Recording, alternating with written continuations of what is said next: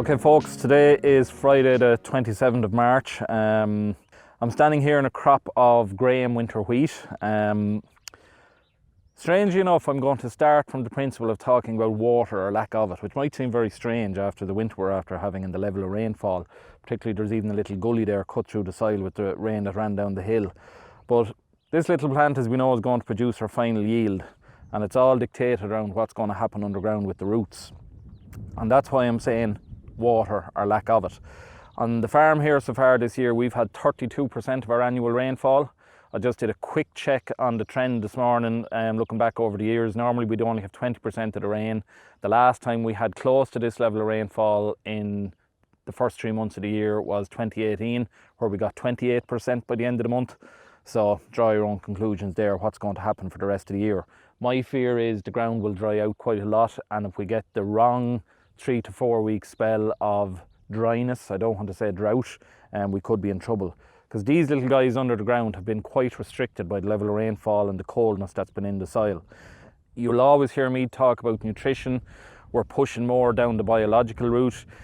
If we adopt our mindset as opposed to building an input program that's based on treating problems, and what we should be looking at is treating the plant and treating the soil. Now the soil is what it is today, not a lot we can do about for the growing season, but we can still manipulate these roots under the ground. And what we're recommending a lot of guys to do is apply a biological that it's literally only hitting the ground today, a new biological on the market that's a mix of phosphite, which a lot of people are familiar with, but also pedolic acid. And pedolic acid you will have heard of as a component of uplift, which does very well for us.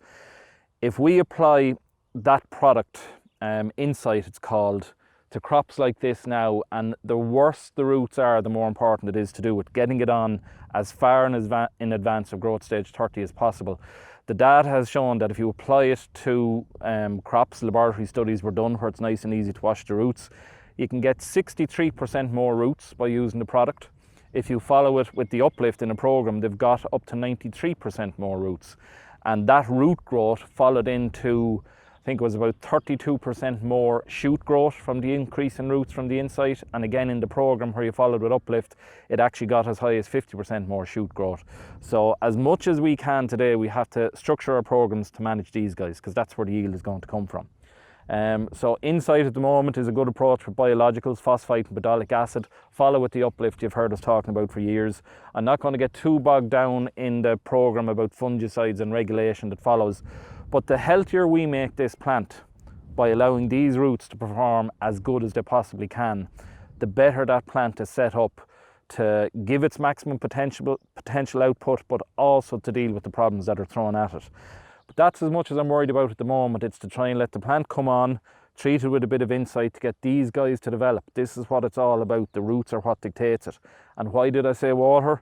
If the land dries out and we don't have enough roots, the roots can't find the nutrients. And how do they find the nutrients? The nutrients move in water in the soil. So if water gets reduced and we also have restricted root growth, that's really bad for yield.